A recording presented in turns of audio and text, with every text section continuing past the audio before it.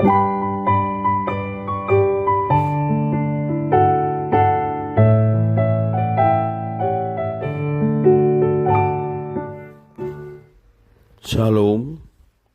Devosi Mazmur 15 ayat 1 sampai yang kelima. Demikian firman Tuhan. Mazmur Daud. Tuhan, siapa yang boleh menumpang dalam kemahmu? Siapa yang boleh diam di gunungmu yang kudus? Yaitu dia yang berlaku tidak bercela, yang melakukan apa yang adil, dan yang mengatakan kebenaran dengan segenap hatinya, yang tidak menyebarkan fitnah dengan lidahnya, yang tidak berbuat jahat terhadap temannya, dan yang tidak menimpakan cela kepada tetangganya, yang memandang hina orang yang tersingkir, tetapi memuliakan orang yang takut akan Tuhan, yang berpegang pada sumpah walaupun rugi, yang tidak meminjamkan uangnya dengan makan riba, dan tidak menerima suap melawan orang yang tak bersalah. Siapa yang berlaku demikian tidak akan goyah selama-lamanya. Demikian firman Tuhan.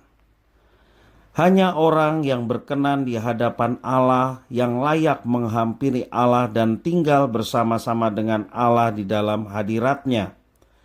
Pertanyaannya adalah, seperti apakah orang yang berkenan di hadapan Allah itu? Pemazmur mengatakan bahwa orang yang layak adalah mereka yang hidupnya tidak bercela, melakukan keadilan dan kebenaran. Mereka juga tidak berbuat jahat terhadap sesamanya, tidak memandang hina orang yang tersingkir, dan tidak mencari keuntungan diri sendiri. Umat Allah dipilihnya untuk dapat beribadah di gunungnya yang kudus. Tujuannya adalah untuk menjadi umat Allah yang hidup kudus dan berkenan di hadapan Allah. Hidup kudus dan berkenan di hadapan Allah tentu harus terwujud dalam kehidupan sehari-hari.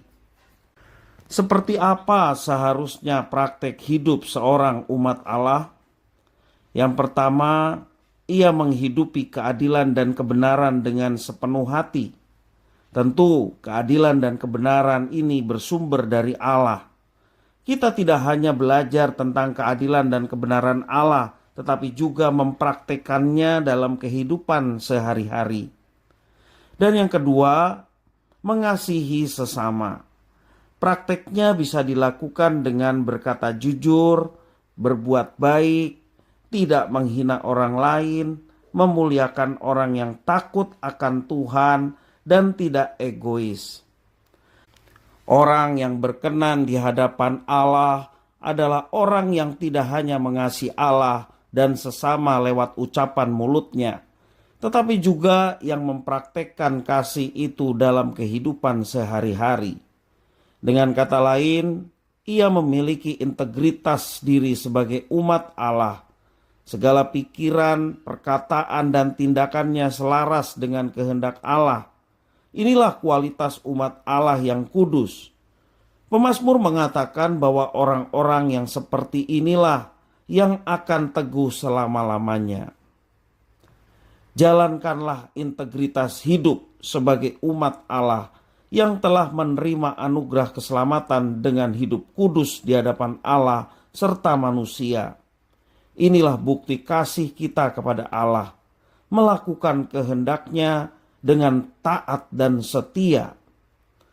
Kiranya Roh Kudus memampukan dan menolong kita untuk hidup berkenan di hadapan Allah. Tuhan Yesus memberkati.